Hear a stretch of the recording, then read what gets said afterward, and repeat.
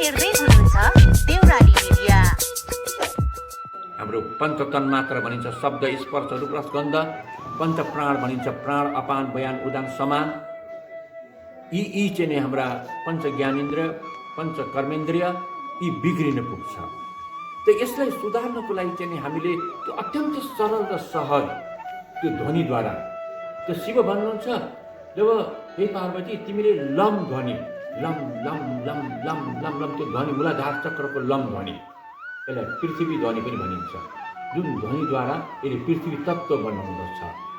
पृथ्वी तत्त्व भन्ने बित्तिकै पृथ्वी र मूलाधार चक्रले हाम्रो शरीरको ठोस जुन हाड छाला नसा नङ नाडी कपाल रौँ जस्ता यसले त्यो निर्माण गर्छ। यसरी नै स्वाधिष्ठान चक्रको वम ध्वनि, त्यो वम ध्वनिलाई हे पार्वती यसको निरन्तर नियमित यसको अभ्यास गर्दै गयो भने त्यसले जल तत्त्व बनाउँछ। जुन जल तत्त्वले हाम्रो शरीरमा 3 हिस्सा त पानी हुन्छ, लाल रक्तकण श्वेत रक्तकण रस रसायनहरू धातुहरू सप्त धातुहरू यी सबै चाहिँ त्यो हाम्रो स्वाधिष्ठान चक्रको त्यो वम ध्वनिले निर्माण गर्दछ। र यस्तै गरी हाम्रो जुन मणिपुर चक्रको रम ध्वनि जसले अग्नि बनाउँछ, त्यो रम ध्वनि चाहिँ हामीहरूको अग्नि हाम्रो शरीरमा तापक्रम छ। जबसम्म हाम्रो शरीरमा उष्णता तातो रहन्छ हामी जीवित रहन्छौँ। जुन दिन हामीहरूको शरीर चिसो हुन्छ त्यसलाई हामी मृत्यु भन्छौँ। त्यसलाई चाहिँ त हाम्रो शरीरमा तापक्रमको एउटा ठिक व्यवस्थापन हुन्छ। जस्तो 80 82 अब त्योभन्दा हामी 90 92 पुग्यो भनेदेखि हामीले अब ज्वरो आयो भन्छौँ, बिरामी भयो भन्छौँ। 100 102 103 डिग्री भएपछि अब आत्तिन थाल्छौँ हामीहरू चाहिँ। अब 80 डिग्रीमा त तल झर्नु थाल्यो तापक्रम भने त्यतिखेर पनि हामीलाई अब डर हुन्छ, अब चिसो भयो भने अब बचाउन गाह्रो हुन्छ भन्ने हुन्छ। त्यही एउटा तापलाई चाहिँ सन्तुलन बनाइराख्ने काम चाहिँ हाम्रो यो मणिपुर चक्रले गर्दछ। र यसलाई हामीले अग्न्याशय पनि भन्छौँ, अग्नि उत्पादन गर्ने केन्द्र जो पेनक्रियाजले इन्सुलिन बनाउँछ, त्यो इन्सुलिन रूपी त्यो अग्न्याशयले त्यो हाम्रो जुन चाहिँ रस रसायनलाई यसले क्यालोरीमा शक्तिमा रूपान्तरण गरिदिन्छ। त्यो यसको चाहिँ विकासको लागि चाहिँ हामीले त्यो रम ध्वनिलाई सही ढङ्गबाट हामीले त्यसको अभ्यास गर्दै गयौँ भने हामीले पर्याप्त मात्रामा हामीहरूको त्यो पाचन शक्ति हाम्रो इनर्जी हाम्रो ऊर्जा शक्तिहरू जहाँ हाम्रो मणिपुर चक्रबाट 72,000 नाडीहरू सम्पूर्ण शरीरमा फैलिएको हुन्छ भनेर योगको विज्ञानमा यसरी चाहिँ वर्णन गरिएको हुन्छ। तर त्यो अत्यन्त सूक्ष्म हुन्छ, त्यसले देख्न सक्ने यन्त्र अहिलेसम्म कहीँ बनेकै छैन र बनाएकै छैन। त्यही यस्तै गरी चाहिँ हाम्रो अनाहत चक्र, जो अनाहत चक्रमा चाहिँ जो यम मन्त्र भनिन्छ, यम ध्वनि, त्यो यम ध्वनिले चाहिँ हामीहरूको भित्र हाम्रो वायु तत्त्व जुन वायु तत्त्व चाहिँ यति संवेदनशील र यति महत्त्वपूर्ण हुन्छ कि त्यो हावा एक क्षण मात्रै भएन भने हाम्रो मृत्यु हुन्छ। एकैछिन श्वास बाहिर गएको श्वास भित्र आइदिएन भने तुरुन्तै मृत्यु हुन्छ। कुनै एउटा कोशिका एउटा रक्तकणले उसले एकपटक मात्रै एक क्षण मात्रै त्यो हावालाई पाउन सकेन भने त्यो तुरुन्तै त्यसको मृत्यु हुन्छ। त्यति मात्रै होइन, हावाले हाम्रो सम्पूर्ण शरीरको हात खुट्टादेखि लिएर अहिले म बोलिरहेको छु हेर्ने देख्ने सुन्ने यावत हाम्रो ब्लड सप्लाई हाम्रो इम्युनिटी सप्लाई हाम्रो चाहिँ ब्लड अक्सिजन सप्लाई नर्भस सिस्टमहरू र जे चल्नु र चलाउनु पर्ने सबै त्यो वायुले नै गर्ने गर्नुपर्छ। र जब हामीले यम ध्वनिद्वारा त्यो शक्तिलाई सशक्त बनायौँ भने अब हामीलाई कुनै पनि भय र डर र त्रास हुँदैन। त्यो यस्तै गरी चाहिँ हामीहरूको आकाश तत्त्व बनाउनुको लागि हम मन्त्र, हम यो विशुद्ध चक्र भनिन्छ, जो थाइरोइडसँग घनिष्ठ सम्बन्ध हुन्छ। यसको चाहिँ थाइरोइड पाराथाइरोइड ग्रन्थीसँग घनिष्ठ सम्बन्ध हुन्छ यसको चाहिँ। त्यो यहाँ हामीले चाहिँ यो थाइरोइड ग्रन्थीलाई त्यो हम ध्वनिद्वारा हामीले आकाश तत्त्वको निर्माण गर्दछौँ। जुन आकाश तत्त्व असाध्यै महत्त्वपूर्ण हुन्छ।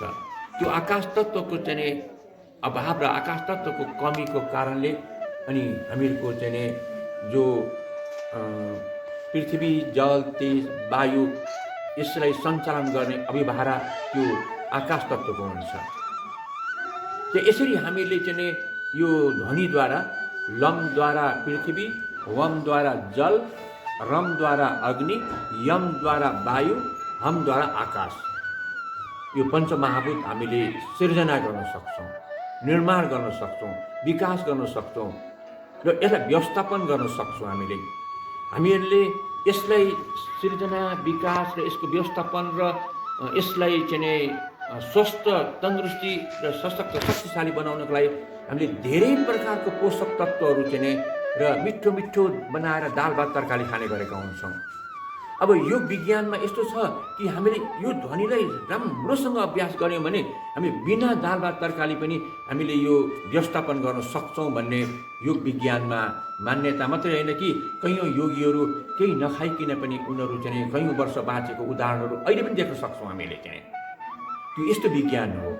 त यही श्वासलाई जब हामी आज्ञा चक्रमा लिएर जान्छौँ त त्यो आज्ञा चक्रमा गएको त्यो श्वासले यहाँ ओमको ध्वनि निर्माण गर्छ। जुन ओमको ध्वनिले हामीहरूको यो मन र मस्तिष्कको निर्माण विकास गर्दछ। जुन हाम्रो यो स्थूल शरीरलाई यो मन र मस्तिष्क, यो सूक्ष्म शरीरले सञ्चालन र व्यवस्थापन गर्ने गर्दछ। त यसरी हामीहरूको यो अत्यन्त सहज र सरल तरिकाबाट हामीले हाम्रो शरीरको कुनै पनि बिग्रेको, अविकसित या विकृत या रोगी, अशान्ति या जे जस्तो किसिमको अवस्था छ त्यसलाई हामीले सहज ढङ्गबाट, सरल तरिकाबाट त्यसलाई हामी सुधार्न सक्छौँ हामीले। र अहिले हामीले यो ध्वनिबाट हामीले इम्युनिटी पावरलाई कसरी विकास गर्ने अहिले त्यसमा हामी केन्द्रित हुनेछौँ। हामी अब कसैको डायबिटिस होला, कसैको ग्यास्ट्रिक होला, कसैको एसिडिटी होला, कसैको कब्जियत होला, कसैको हामीहरूको यो जुन थाइरोइड होला, कसैलाई मुटुको समस्या होला, कसैलाई तनाव, डिप्रेसन होला, यस्ता जे समस्या भए पनि हामीले यो ध्वनिद्वारा सहज र सरल तरिकाबाट त्यसको समाधान गर्न सक्छौँ।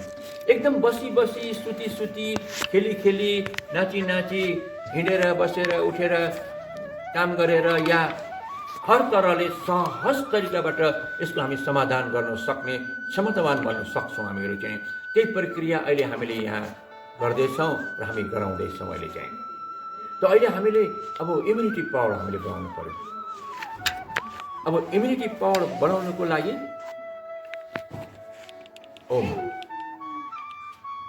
इम्युनिटी पावर बढाउनुको लागि हामीले हाम्रो जस्तो मेरुदण्ड, जुन मेरुदण्डभित्र हाम्रो जुन बोन म्यारो हुन्छ, मेडिकल साइन्सले भन्छ त्यो बोन म्यारोले नै हाम्रो इम्युनिटी सेल र हिमोग्लोबिन सेल निर्माण गर्छ भन्छ। तर हाम्रो योगको विज्ञानमा, योग शास्त्रमा हाम्रो यो मेरुदण्डभित्रको त्यो धातु सप्त धातु बन्छ र सप्त धातु बनाउन सकिन्छ भन्ने त्यो मान्यता छ। जुन सप्त धातुलाई हामीले विकास गर्न सक्यौँ भने त्यो सप्त धातुले नै हाम्रो सम्पूर्ण शरीर निर्माण, विकास, सञ्चालन, व्यवस्थापन र कुनै पनि समस्याको समाधान गर्न सक्ने त्यो बन्न र बनाउन सक्छ भन्ने योगको विज्ञानमा यो प्रयोग गरिन्छ। यो प्रयोग हुन्छ यसको। त अहिले हामी त्यो सप्त धातुतिर अहिले नजाउँ हामी, किनकि त्यो नदेखेको कुरा हो। अहिले कमसेकम मेडिकल साइन्सले भनेको कुरालाई नै हामीले लियौँ। मेडिकल साइन्सले हाम्रो मेरुदण्डभित्रको बोन म्यारोबाट इम्युनिटी सेल बन्छ भन्छ उनीहरूले। त अब त्यो इम्युनिटी सेल बनाउनेवाला जुन बोन म्यारो हो त्यसलाई हामीले कुनै पनि व्यायाम गरौँ, हिँडौँ, कुदौँ, दौडौँ, जसुकै गर्दाखेरिमा पनि त्यो बोन म्यारोलाई एक्टिभ बनाउन गाह्रो छ, कठिन छ। एक त हामीले अहिले जुन यो आधुनिक हाम्रो सभ्यता, आधुनिक यो विकासको यो कारणले गर्दाखेरिमा हामी अहिले निष्क्रिय जस्तै छौँ। किनकि हामीलाई हिँड्नु पर्दैन, भारी बोक्नु पर्दैन। पहिला जुन हामीले निकै हामीले हिँड्नुदेखि लिएर, भारी बोक्नुदेखि लिएर निकै काम गर्नु पर्थ्यो, जसले गर्दाखेरिमा हामीहरूको निकै व्यायाम हुन्थ्यो र त्यसबाट हामीहरूको यी धातुहरू, इम्युनिटी सेलहरू एक्टिभ हुने अवसर पाउँथ्यो। चर्को बोल्नु पर्थ्यो, चिचाउ पर मान्छेलाई बोलाउनु पर्थ्यो। अब अहिले त छैन। यहाँबाट बिस्तारै बोल्दै पनि हुन्छ, किनकि मोबाइलले कुनै पनि कुना काप्चामा पुर्याइदिन सक्छ। विश्वको कुनै पनि कुना काप्चामा यस्तो सुविधा दिइरहेको छ अहिले। त्यो सुविधाको कारणले गर्दाखेरिमा अहिले हामीहरूको चाहिँ त्यो ध्वनि त करिब करिब हामीहरूको न्यूनतम नै हुन पुगिसक्यो अहिले। त यो हामीहरूको यो विकासको क्रमले गरेको चाहिँ जुन एकातिरको फाइदा त हामीले धेरै धेरै पायौँ, सुविधा पनि धेरै हामीले लिइरहेका छौँ, अर्कोतिर यसबाट नराम्रो किसिमको चाहिँ क्षति र हानि हामीले भोग्नु परेको छ। सबभन्दा ठुलो क्षति र हानि भनेको हाम्रो त्यो इम्युनिटी सेल नै बन्ने प्रक्रिया नै करिब करिब समाप्त हुँदै गइरहेको छ। किनकि त्यो इम्युनिटी सेल बन्नको लागि चाहिँ हामीले निकै त्यो बोन म्यारोलाई एक्टिभ गराउनु पर्ने हुन्छ।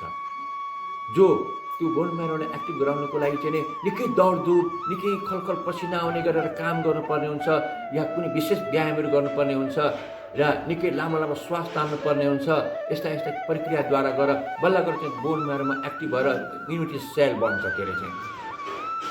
र अब इम्युनिटी सेल त बन्यो, तर त्यो इम्युनिटी सेललाई फेरि त्यसलाई प्रशिक्षण दिनुपर्ने हुन्छ। फेरि त्यो प्रशिक्षण दिनुको लागि चाहिँ त्यो हाम्रो यहाँ छातीमा, जहाँ हाम्रो अनाहत चक्र भन्छौँ, हाम्रो ठ्याक्कै यो छातीमा त्यहाँ हाम्रो चाहिँ थाइमस ग्ल्यान्ड भन्छ यसलाई चाहिँ मेडिकल साइन्सले। त्यो थाइमस ग्ल्यान्डले उसले त्यो इम्युनिटी सेललाई उसले यस्तोसँग प्रशिक्षण दिन्छ जसले चाहिँ त्यो इम्युनिटी सेलले चाहिँ हाम्रो शरीरमा कुनै पनि त्यो शत्रु भाइरसहरूलाई चाहिँ त्यसलाई समाप्त पार्ने, त्यसलाई नष्ट गर्ने त्यो काम चाहिँ त्यो इम्युनिटी हाम्रो जुन चाहिँ थाइमस ग्रन्थीले त्यो काम गरिदिन्छ। हाम्रो बोन म्यारोले इम्युनिटी सेल त बनायो, तर हाम्रो थाइमस ग्ल्यान्डले चाहिँ त्यो इम्युनिटी सेललाई त्यो परिपक्व बनाइदिएन भने फेरि काम छैन। त्यो शत्रु भाइरसलाई मार्नुपर्ने ठाउँमा मित्र भाइरसलाई मारिदिएर आउनु पनि सक्छ, उल्टो काम गरिदिन सक्छ। त्यसकारण हामीले पहिलो चरण त हामीले त्यो ध्वनिद्वारा मेरुदण्डभित्रको बोन म्यारोलाई एकदम भाइब्रेसन गराएर त्यो इम्युनिटी सेल बनाउनु पर्ने हुन्छ हामीले। अनि बनिसकेको त्यो इम्युनिटी सेललाई फेरि हामीले त्यसलाई एकदम प्रशिक्षित चाहिँ बनाउनुको लागि हामीले हाम्रो इम्युनिटी ग्रन्थी भन्छ यसलाई, जो इम्युनिटी सेलको चाहिँ अत्यन्त महत्त्वपूर्ण चाहिँ काम गर्दछ। यसले चाहिँ प्रतिरोध गर्ने क्षमताको विकास यही क्षेत्र यही स्थानबाट हुने गर्दछ। त यसलाई पनि हामीले त्यो ध्वनिद्वारा प्रशस्त र पर्याप्त मात्रामा यसलाई हामी विकास गर्न सक्छौँ। त यसको लागि चाहिँ हामीले अलिकति केही प्रक्रिया जान्नुपर्ने हुन्छ। जस्तो अहिले हामीले चाहिँ ओमकै ध्वनिलाई लिउँ न। हामीले चाहिँ हुन त हामीले यहाँ लम, वम, रम, यम, हम, ओम, यो 6 प्रकार 7वटा चक्र हुन्छ हाम्रो। जो 7वटा चक्र जसरी यो प्रकृति चलाउनलाई 7वटा ग्रह छ, 7वटा ग्रहले यो प्रकृतिलाई चलाएको हुन्छ। रवि, सोम, मङ्गल, बुध, बृहस्पति, शुक्र र शनि, यो 7वटा ग्रहको नाम नै त्यो 7वटा ग्रह हाम्रो आइतबार, सोमबार, मङ्गलबार भन्छ हामीले। यो 7वटा ग्रहले हाम्रो यो प्रकृति चलाएको हुन्छ भने हाम्रो शरीर चलाउनको लागि चाहिँ पनि 7वटा चक्र छ। त्यो 7वटा चक्र हामीहरूको चाहिँ जुन चलाउनेवाला चाहिँ त्यसलाई हामी ग्रह भन्दैनौँ, यसलाई हामी चक्र भन्छौँ। हामी चाहिँ मूलाधार, स्वादिष्ठान, मणिपुर, अनाहत, विशुद्ध, आज्ञा र सहस्रार चक्र। त्यो जसरी ग्रहले प्रकृति चलाउँछ त्यसरी नै चाहिँ त्यसलाई हामी ब्रह्माण्ड भन्छौँ। जुन चक्रले हाम्रो शरीर चलाउँछ र बनाउँछ यसलाई हामी चक्र भन्छौँ हामीले चाहिँ। यो अलिकति यहाँ बुझ्नु हामीले आवश्यक छ।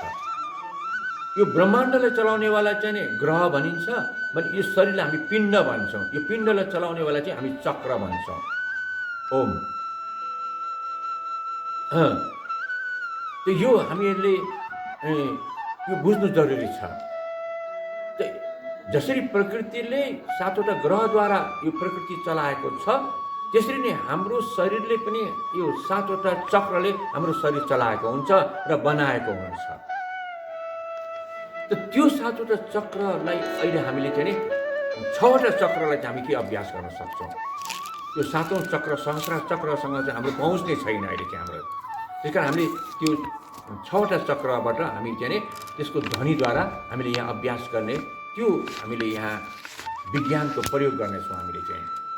त जुन ओमको ध्वनि हो, यहाँ हामी कुनै पनि ध्वनिलाई लिन सक्छौँ। अहिले हामी ओमकै ध्वनिलाई लिउँ यसरी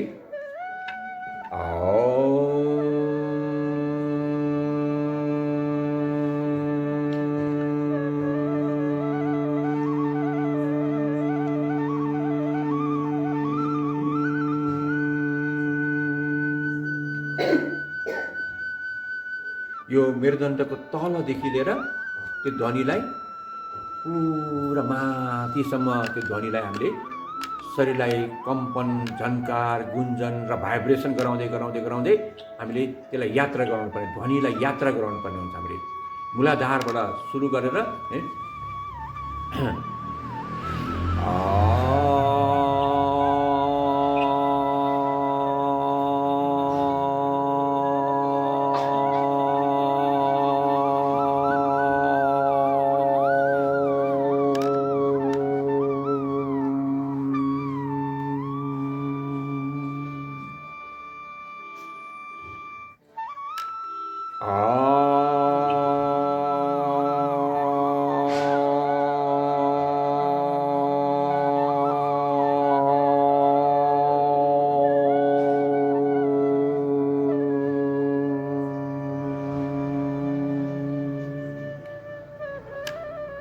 यो ओम तीनवटा ध्वनिबाट बनेको हुन्छ।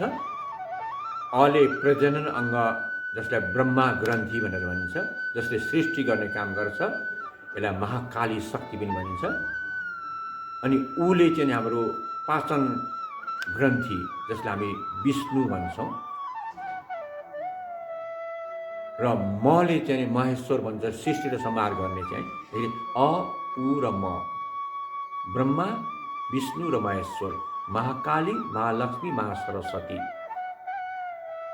यो यसरी हामीले जो ओम भनेको सम्पूर्ण ब्रह्मा, विष्णु, महेश्वर, महाकाली, महालक्ष्मी, महासरस्वती भनेपछि सम्पूर्ण ब्रह्माण्डलाई सञ्चालन, पालन, पोषण, व्यवस्थापन सबै गर्ने, सृष्टि संहार गर्ने ती सबै शक्तिको अर्को नाम नै त्यो ओम ध्वनि भनिन्छ। ओम ध्वनि, ओमको ध्वनिको अर्को चाहिँ नाम यदि हामीले भन्नु पर्यो भने ब्रह्मा, विष्णु, महेश्वर, महाकाली, महालक्ष्मी, महासरस्वती भन्नुपर्ने हुन्छ हामीले चाहिँ। त त्यो ओम निकै सशक्त र शक्तिशाली मानिन्छ। त त्यो ओम ध्वनिलाई अहिले केवल म ध्वनिको विषयमा चर्चा गर्न गइरहेको छु। अब यो ध्वनिलाई हामीले चाहिँ अब यो छरियो यो आवाज चाहिँ, यसमा त्यति तागत हुँदैन यसमा चाहिँ। जब यो छरिएको ध्वनिलाई हामी एउटै बिन्दुमा केन्द्रीकृत, जस्तो मेरुदण्डभित्र हामीको योगको विज्ञानमा मेडिकल साइन्सले त बोन म्यारो भन्छ भने हामी योगको विज्ञानमा चाहिँ मेरुदण्डभित्र हामीको चाहिँ इडा, पिङ्गला र सुषुम्ना तीनटा नाडी हुन्छ। जो योग दर्शनमा, योगको विज्ञानमा 72,000 नाडी मानिएको छ। त्यो अत्यन्त सूक्ष्म र अत्यन्त शक्तिशाली हुन्छ। त्यो 72,000 नाडी मध्येमा यो तीनवटा नाडी अत्यन्त शक्तिशाली र महत्त्वपूर्ण मानिएको हुन्छ। जुन त्यो तीनवटा नाडी हाम्रो मेरुदण्डभित्र हुन्छ। त्यो मेरुदण्डभित्र चाहिँ हामीले देब्रेपट्टि हाम्रो चन्द्र अर्थात् इडा नाडी हुन्छ भने दाहिनेपट्टि हाम्रो पिङ्गला नाडी अर्थात् सूर्य नाडी हुन्छ। र त्यो इडा र पिङ्गला, चन्द्र र सूर्यको बिचमा त्यहाँ सुषुम्ना नाडी हुन्छ। त्यो अत्यन्त शक्तिशाली हुन्छ। त्यो यो ध्वनिलाई हामीले त्यो यो इडा र पिङ्गलाको बिचको त्यो सुषुम्नामा लगेर त्यो ध्वनिलाई जोड्नुपर्ने हुन्छ हामीले। यहाँ ताकत होइन, जोड होइन, बल होइन, जबरजस्ती होइन। यहाँ तरिका, युक्ति तरिका, एकदम एकाग्र, कन्सन्ट्रेट, एकदम एकाग्रताको आवश्यकता पर्छ। यहाँ चाहिँ त्यहाँ अलिकति त्यो ध्वनि चन्द्रतिर गयो भने यसले दायाँ मस्तिष्कको विकास गर्छ। त्यो ध्वनि हाम्रो पिङ्गला, सूर्य नाडीतिर गयो भने यसले बायाँ मस्तिष्कको विकास गर्छ, जसले एकदम गतिशीलता गराउने काम गर्छ। जब त्यो सुषुम्नामा जब त्यो ध्वनि केन्द्रीकृत हुन्छ, त्यसले त अत्यन्त शक्ति, महाशक्तिको चाहिँ विस्फोट गराउँछ। जुन शक्ति यति शक्तिशाली हुन्छ कि त्यो शक्तिले नै सारा ब्रह्माण्ड चलाएको हुन्छ भन्ने विश्वास छ। त्यही शक्तिले हाम्रो शरीर चल्छ, चलाउँछ र बन्छ र बनाउँछ हामीहरूको चाहिँ। त त्यो ध्वनिलाई हामीले त्यो इडा पिङ्गलाको त्यो बिचको त्यो सुसुम्नामा लगेर हामीले जोड्नु पर्ने हुन्छ। यहाँ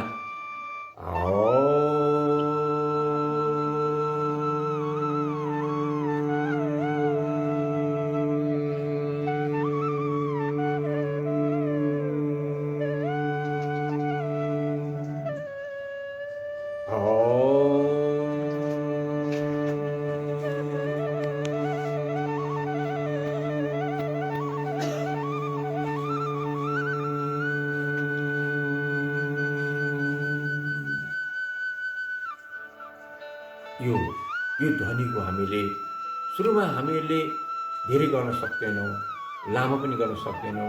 छोटै होस्, प्रारम्भिक अवस्थामा यसको हामीले अभ्यास गर्दै गएपछि यसलाई एकदम सशक्त र शक्तिशाली हामी बनाउन सक्छौँ। र हामीले छोटो, एकदम छोटो बनाएर पनि हामी गर्न सक्छौँ। यही ओमलाई शिव भन्नुहुन्छ, पहिला ओम ध्वनि जन्मियो, यसलाई अपञ्चीकृत पञ्चमहाभूत भन्छ। यो ओम ध्वनिले जुन पञ्चमहाभूत आकाश, वायु, जल, तेज, पृथ्वी जुन निर्माण गर्यो त्यसलाई अपञ्चीकृत पञ्चमहाभूत भन्छ। त यो ओमले अब स्थूल विकास गर्नु पर्यो, भौतिकको विकास गर्नु पर्यो। अनि त्यो अवस्थामा त्यही ओमलाई अनि 5वटा विभाजन गर्यो। यहाँ